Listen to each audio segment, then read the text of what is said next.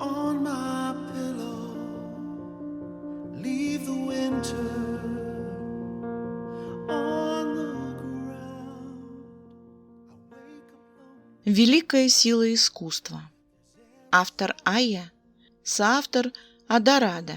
Читает Кэт Вилд. Глава 5. После хорошего ужина, на котором обсуждалось все, кроме дел, Чимин предложил Тэхёну поплавать в бассейне. Тот был полукрытый, часть его находилась под навесом с приятным освещением, а часть выходила на террасу. К тому времени солнце уже закатилось за горизонт, стало гораздо легче дышать. Но Чимину все равно хотелось окунуться и поплавать. Надо же как-то поддерживать форму. Взяв в номере полотенца и халаты, они спустились на нужный этаж. Там никого не оказалось, кроме них. Очень повезло. Чимину не нравилось раздеваться на людях, хотя стесняться ему, конечно, было нечего. Тело у него было красивое, очень приятное взгляду. Даже мышцы пресса проступали под тонкой кожей, когда тот напрягался.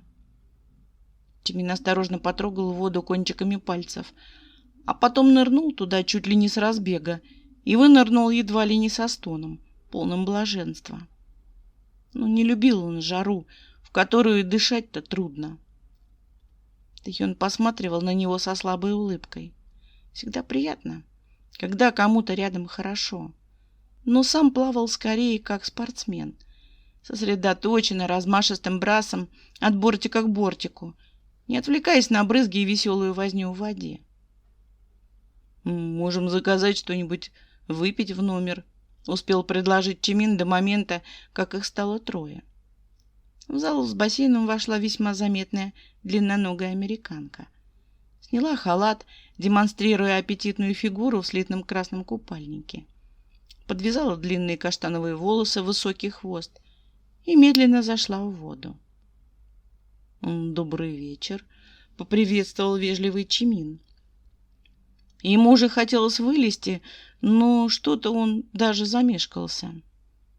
«Добрый», — согласилась она и ослепительно улыбнулась, взглянув сначала на Чимина, а потом на Тэхёна. «Я вам не помешаю?» «Как леди нам может помешать?» — изумился Тэхён. В присутствии красивых женщин его голос начинал звучать ниже и мягче. «Могу только надеяться, что наша компания не помешает вам». Он ответил на улыбку своей широкой и светлой. «Бассейн достаточно большой, вы не помешаете». Игриво отмахнулась она, но отплыла всего на полметра. «Вы только сегодня приехали? Я вас раньше не видела, хотя прихожу сюда каждый вечер». Чимин так и не дождался ответа от напарника насчет выпивки. Не стал повторять вопросы и все-таки вылез из воды. Обернулся полотенцем, вытираясь, а потом накинул халат и крепко подвязал. Но и далеко не отходил. Присел на удобный стул у воды. Тэхён кинул на него быстрый взгляд, одними глазами телеграфируя, и недолго и обернулся к незнакомке. «Только сегодня», — подтвердил он. «Но, возможно, мы здесь задержимся». Он ненадолго остановился взглядом на высокой груди. «Раз здесь можно найти такую очаровательную компанию, моего коллегу зовут Чимин, а я Тэхён». «Вы здесь с коллегой? Значит, по работе?» «Я Оливия. Очень приятно познакомиться.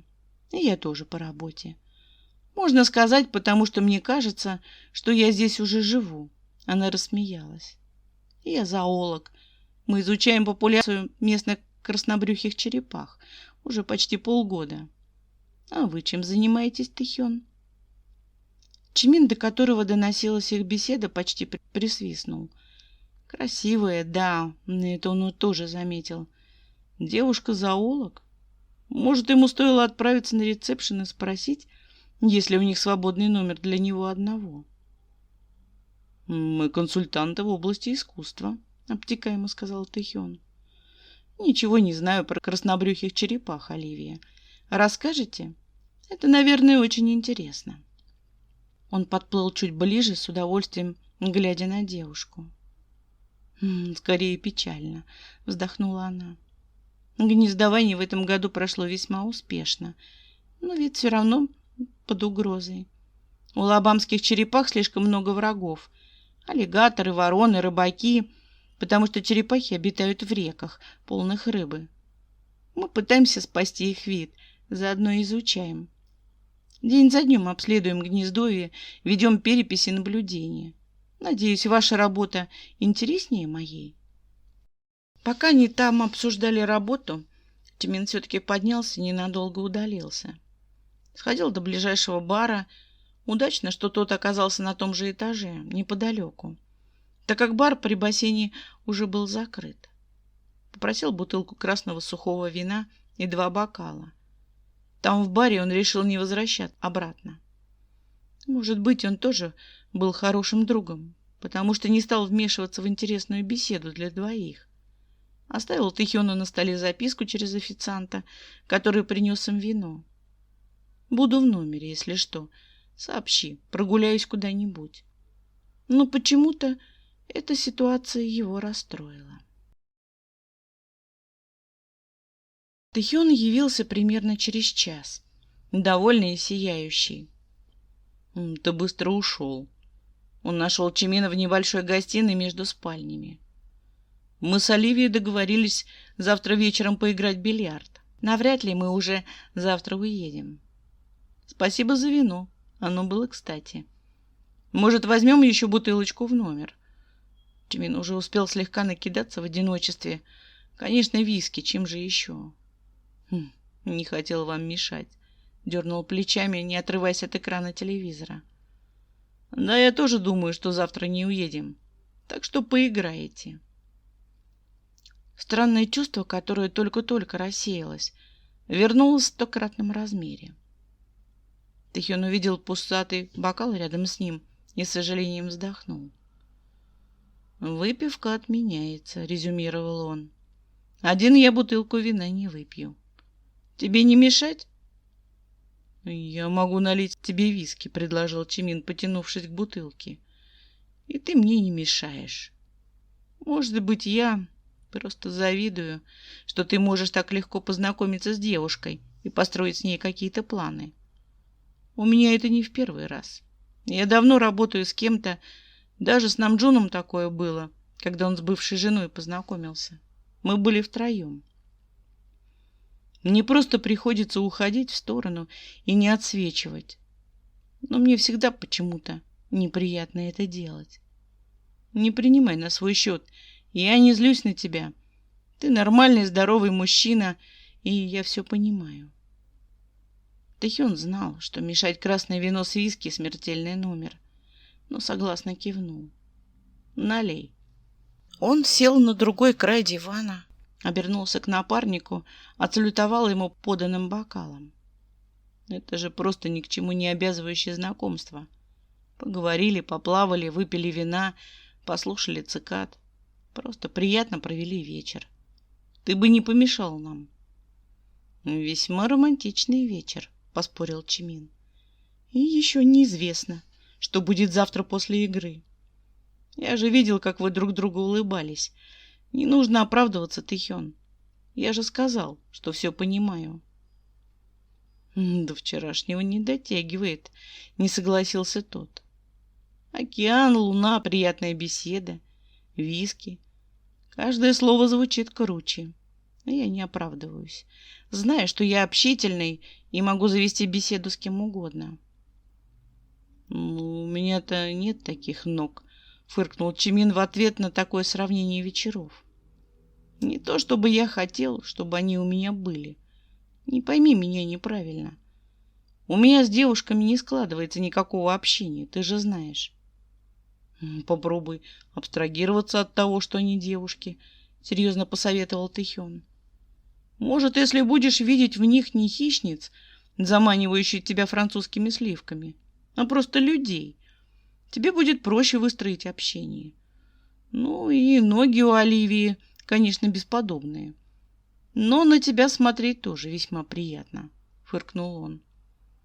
«Не хочу Нарамгироваться? От алкоголя еле выговорил Чимин. И от него же признался. Ну, не привлекают они меня даже для общения. А потом прижал пальцы к глазам, прикрыв их. А с парнями ты не пробовал? Очень легко спросил Тэхён. Ты что, с ума что ли сошел? Чимин резко убрал руку от лица, почти задохнувшись. Что я с парнями должен попробовать? Это же неправильно. Час общения с зоологом, видимо, не прошел мимо, потому что Тэхён задумался ненадолго и начал объяснять. Ну, смотри. В природе все существа тянутся к себе подобным. Не только для выживания, социализации и продолжения рода. Даже животные нежничают друг с другом. Людям это тоже нужно. Это, наконец, для здоровья полезно. Я даже сейчас не про секс, а про объятия, поцелуи, прикосновения. Это нужно человеку. Хорошо, что у тебя есть подходящий партнер для интеллектуальных и душевных бесед. Я сейчас про твоего друга. Но потребности в ласке это вообще никак не отменяет. Если девушки тебя совершенно не привлекают ни в каком качестве, может быть, стоит попробовать с парнями? Ты мне сейчас предлагаешь пойти на преступление? Чимин ощетинился. Чтобы я распрощался со своей работой в бюро? На словах Тэхёна про поцелуи так не кстати вспомнились теплые губы Намджуна. Даже не в тот раз, когда Чимина после окатила холодным чаном стыда и сожаления. Ведь иногда тот просто целовал его в щеку, когда они встречались после долгой разлуки. Просто обычный дружеский поцелуй, ничего такого. Но всякий раз Чимин замирал внутри себя и вспоминал тот ужасный для себя вечер, когда сам полез к нему целоваться за каким-то чертом. «Поцелуй не сделает тебя преступником», — возразил Тэхён. «Как и объятия. В них нет ничего такого». «Может, для тебя и нет», — пробурчал Чимин, поджав колени поближе к груди. Сейчас он казался совсем маленьким, но никак не взрослым серьезным мужчиной. «И что я буду делать, если мне, не дай бог, понравится? Какой изящный способ самоубийства мне потом выбрать, чтобы не слишком расстроить мачеху, сестру Намджуна? Если понравится, найдешь надежного партнера и постараешься держать это в тайне». Тэхён дернул плечом. «Не надо сейчас про преступление. Ты работаешь в бюро. Скажи, какая в этом общественная опасность?» «Такая же, как и в любой другой форме содомии», — почти огрызнулся Чимин. «Я себе этого не позволю и не прощу». «За что ты себя так наказываешь? Что отрицаешь любое чувственное удовольствие?» — мягко спросил Тэхён, чуть придвигаясь. Чимин повернул к нему голову. «Я отрицаю только то, что не принято обществом и порицается. С тем же успехом мы можем спросить это про наркотики. Тоже удовольствие. А почему их употребление наказуемо?»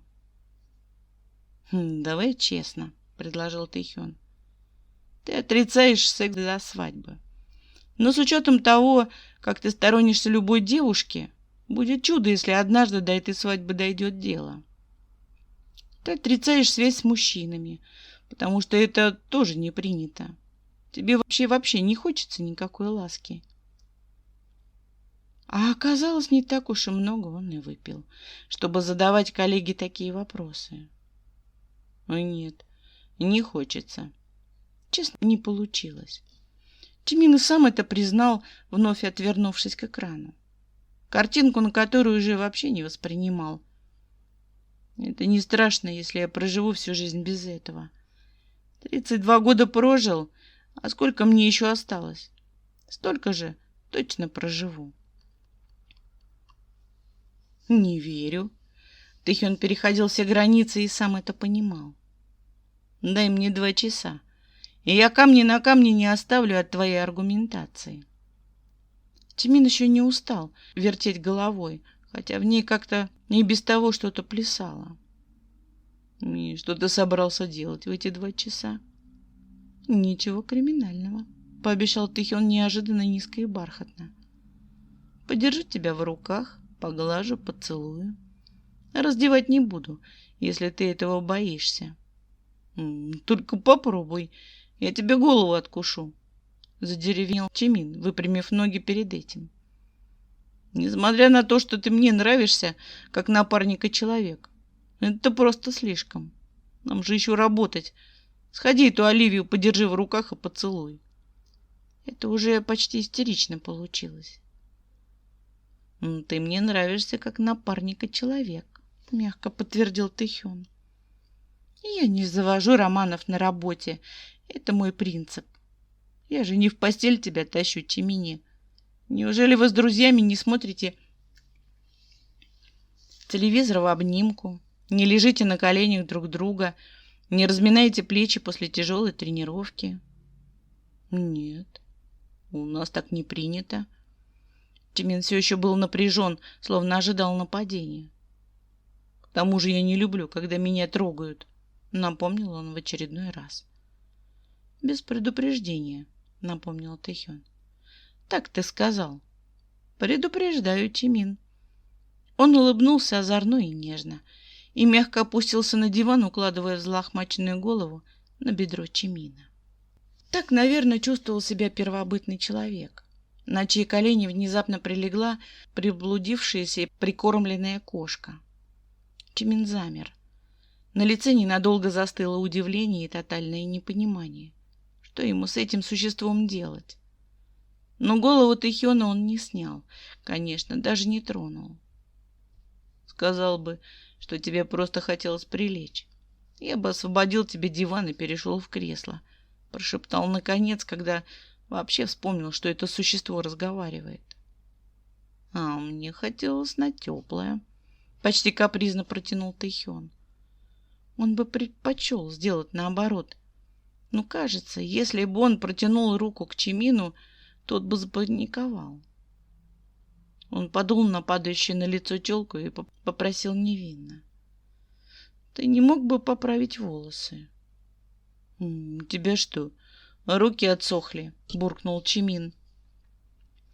Но очень осторожно кончиком пальца подцепил прядку и отправил назад. Потом еще несколько. А потом ухватился за бокал на столике и уставился в экран, хотя по-прежнему не осознавал, что там показывали. Тэхён притих. Одну руку он устроил на своей груди, вторая спокойно свесилась вниз, почти касаясь кончиками пальцев пола. Он не шевелился, ничего не говорил и только время от времени приподнимал ресницы, чтобы мельком взглянуть на Чимина. А тот также мельком посматривал в ответ, очень стараясь, чтобы их взгляды не пересекались.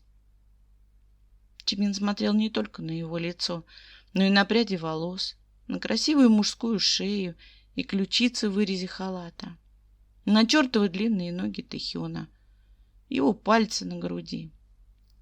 Иногда, совсем чуть-чуть, он позволял себе также рассматривать Намджуна, когда тот что-то увлеченно рассказывал или просто был занят работой.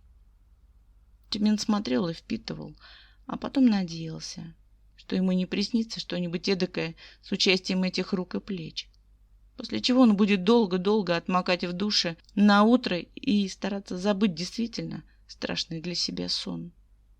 К счастью, снилось не так уж и часто. Так не прошло 2 часов. Гораздо меньше, но Чимину и меньшего было достаточно для того, чтобы шепнуть. Ты красивый. И вот он снова поймал то же самое чувство, после которого его ожидала уже знакомая бочка ледяного стыда. Ты тоже. Тэхён едва дрогнул ресницами, но глаз так и не открыл. И говорил очень спокойно и мягко, словно продолжая давно начатый разговор. У тебя красивые глаза, очень лучистые, красивые запястья, очень хорошая фигура, должен сказать. Про твои губы тебе, наверное, надоело слушать. Не верю, что кто-то может их не оценить. Меня в школе дразнили утенком, фыркнул Чимин, не успевая удивиться, потому что стыдно не стало. Больше я про свои губы ничего не слышал. Этот мир сошел с ума. Тэхён слабо улыбнулся. Если люди молчат о красоте. Они очень красивые, Чимини, и ты чудесно улыбаешься. Чимин и сам зажмурился, потому что хотелось улыбнуться. Как это могло помочь, интересно? Но сейчас вся его логика сломалась. И руки небольшие и изящные. Мне нравятся. Какие у тебя ухоженные пальцы. Обожаю людей с аккуратными руками. Мягко и неспешно говорил Тэхён. А потом поднял лежащую на груди руку и перевернул ее ладонью вверх. Дай мне руку, пожалуйста. Да, обычные руки, прошелестел Чимин, не отрывая глаз. Протянул руку просто вперед и в сторону, не глядя. Он и сам ждал момента, когда всего этого для него будет слишком. Когда захочется сказать, что ничего не было, нужно об этом забыть, когда хочется забыть, собственно. Но пока этот момент не случился, можно было послушаться и просто протянуть руку, раз просили. Тэхён все же приоткрыл глаза, почувствовал движение воздуха, поймал чужую ладонь в свою легко, но уверенно. Переплел пальцы, поглаживая. Очень аккуратный, подтвердил он. Но такая форма ногтей считается мастерами очень изящной. Ты много пишешь? Тэхён огладил подушечкой фаланги его среднего пальца. Чимин приоткрыл глаза, чтобы посмотреть на свои ногти. Как будто он их раньше не видел. По работе много писать приходится. Не очень люблю печатные машинки. А еще я пишу письма матери в Корею. Рассказал он коротко, не упоминая подробностей. Прикосновения Тэхёна были приятными, не пугающими. Чимин не чувствовал, как это как-то неправильно, что это какое-то преступление, по крайней мере сейчас. У тебя очень красивый почерк, похвалил Тэхён, продолжая неспешно поглаживать его пальцы. Такие аккуратные, ровные буквы загляденье. Сейчас редко увидишь, как кто-то так красиво пишет. Я долго этому учился, еще в детстве. Мне хотелось, чтобы хоть что-то во мне было красиво. Ты же тогда когда-то комплексовал из-за того, что ты отличаешься от других американских детей. Или нет? Чимин запоздало подумал, что у Тэхёна могло все складываться по-другому в той же школе. И мы там могли восхищаться, и он там был бы самым красивым и общительным ребенком в классе. Под его лаской рука расслаблялась и становилась теплее. Он даже попробовал поймать пальцы Тэхёна в ответ. Совсем легонько сжал их и вновь удивился. Не стыдно ни разу. У нас было много азиатов в школе.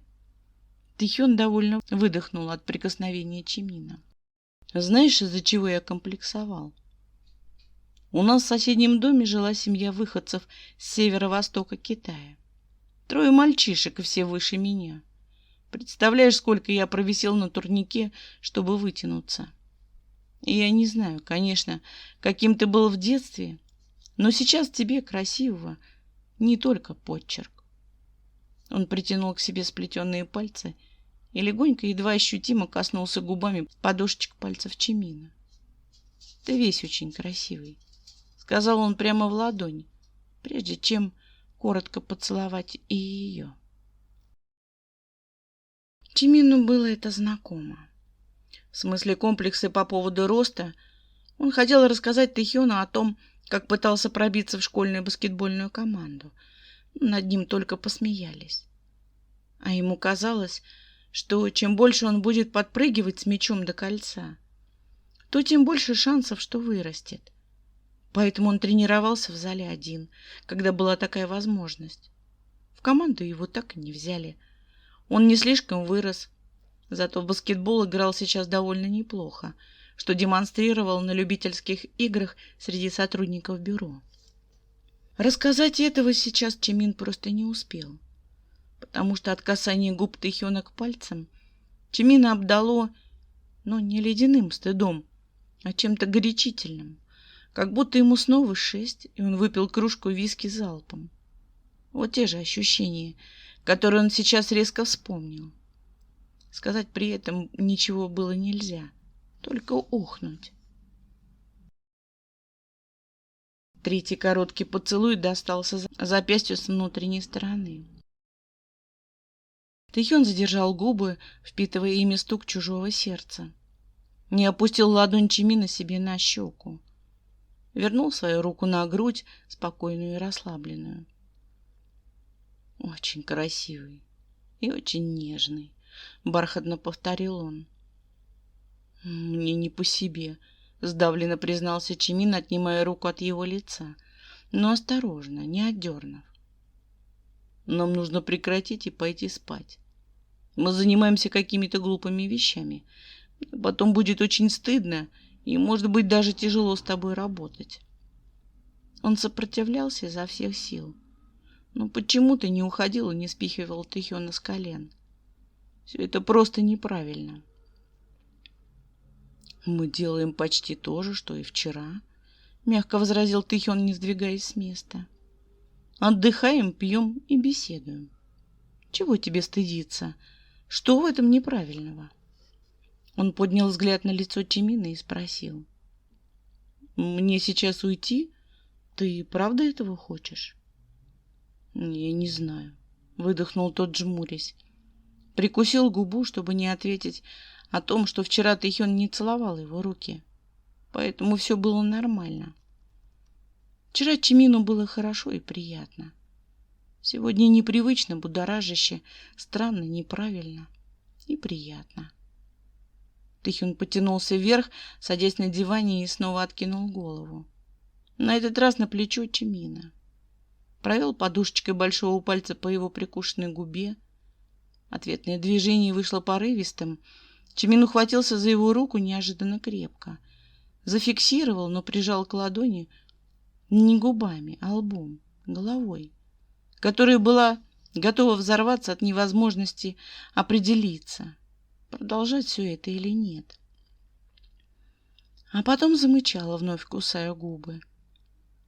Тэхён вплел пальцы в его волосы, провел нежно по коже над лбом и почти жестко собрал их в горсть, заставляя откинуть голову назад, чтобы целомудренно прикоснуться к его губам своими.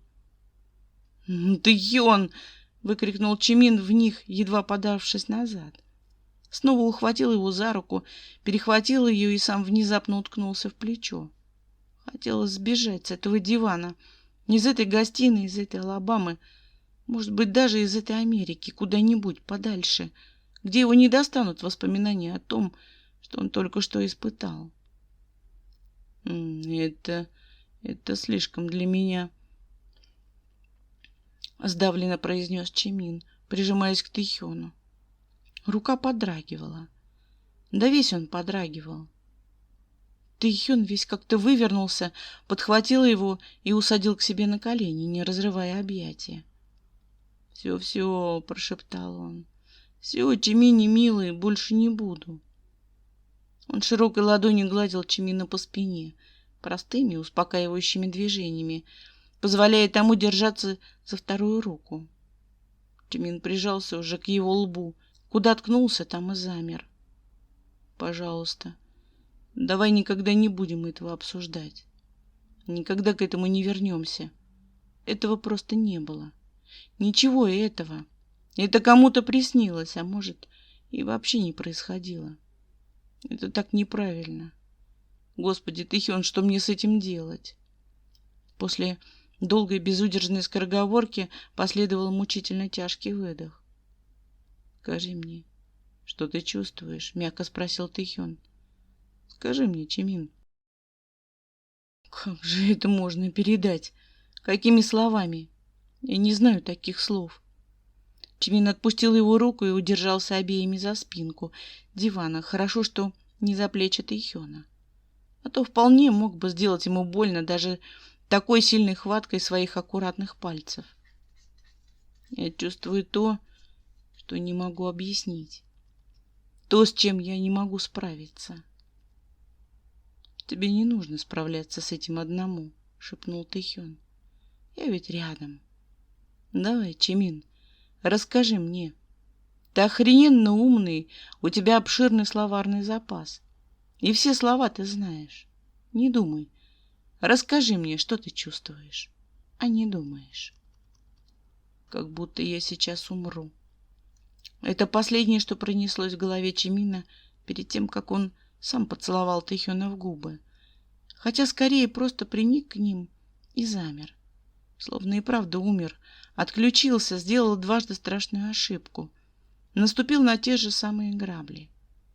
Правда, путь с Намджоном до этого шага у него занял несколько лет, а с Тэхёном всего 2 дня.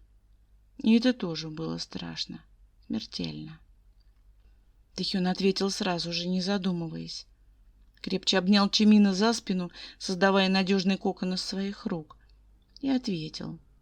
Тронул языком искусанную нижнюю губу Чимина, вобрал ее нежно своим ртом, толкнулся языком вперед, словно просил впустить. Чимин не помнил, как его пальцы оказались у Тэхёна в волосах, предпочитая их дивану. Не помнил, как постановал в этом поцелуе, как позволял ему длиться и продолжаться, как жаждал продолжения. Потом он вспомнит только то, что в поцелуе ему становилось легче. Его отпускало напряжение, оцепенение и несогласие таяли между их ртами, наверное. Тэхён хотел бы это почувствовать, потому что Чимин не трепыхался больше и даже не дрожал. Тэхён целовал его так долго, что закололо губы. Потом еще какое-то время поглаживал по спине, шепча в волосы что-то неразборчиво ласковое. «Ты сейчас такой взбудораженный, что я даже боюсь тебя оставлять», — признался он. «Чимини, останешься со мной на ночь?» Мысль о том, что как тот может снова накрутить и перепугать себя за ночь, причиняла Тэхёну почти физическую боль. Может быть, и не стоило во все это влезать. Справлялся же парень со своей жизнью как-то все эти годы. Но Тэхён верил в то, что говорил Чимину. Ласка нужна каждому. «Не пойду спать к себе», — тихо, но упрямо сказал Чимин. «Не бойся. Я не умру, пока мы не закончим наше дело». И ведь даже попытался пошутить. Значит, точно полегчало. Эксперимент Тэхёна был правильным, но жестоким. Чимин в глубине души понимал, что с ним не так. Он ощущал это, чувствовал, но был из той породы людей, кто мог бороться со своими чувствами, пока их не становилось слишком много. Может, поэтому и не любил, когда его трогали без предупреждения. Не знал, как справляться с тем, что испытывал. Разумеется, не со всеми. Но с такими, как Тэхён, кто нравился и привлекал, это работало именно так. Чимин не знал, как справляться с принятием реакции собственного тела на того, кто нравится. Вроде бы элементарная вещь, но однажды запертая она не сформировалась как следует, осталась чем-то крохотным и хрупким. А сейчас готова была разрастись, зацвести. Но Чимин все еще надеялся затолкать все это обратно. Заколотить двери досками, задвинуть тяжелой мебелью и больше никогда не выпускать наружу. Он все еще надеялся. Он же не может быть ненормальным. Не может быть преступником и содомитом. Ну, не может же. Тэхён коротко поцеловал его в краешек губ и отпустил наконец. И я надеюсь, ты будешь жить долго и счастливо, даже когда мы закроем дело. Он улыбнулся. Да. За завтраком обсудим, как нам его закрывать теперь, пробормотал Чимин, поправляя халат. Спокойной ночи. Он слегка пошатывался, пока уходил в свою комнату. По пути, выключив телевизор, в ванную он решил сходить уже утром, когда выспится. И ведь уснул, даже не сняв халата. Не успел толком накрыться, просто лег и уснул. А с утра проснулся с такой головной болью, что тоже никаких слов не найдется, чтобы описать. Наверное, стоило сделать перерыв и не увлекаться виски каждый вечер. Организму не нравилось такое количество. Lay a whisper on my pillow.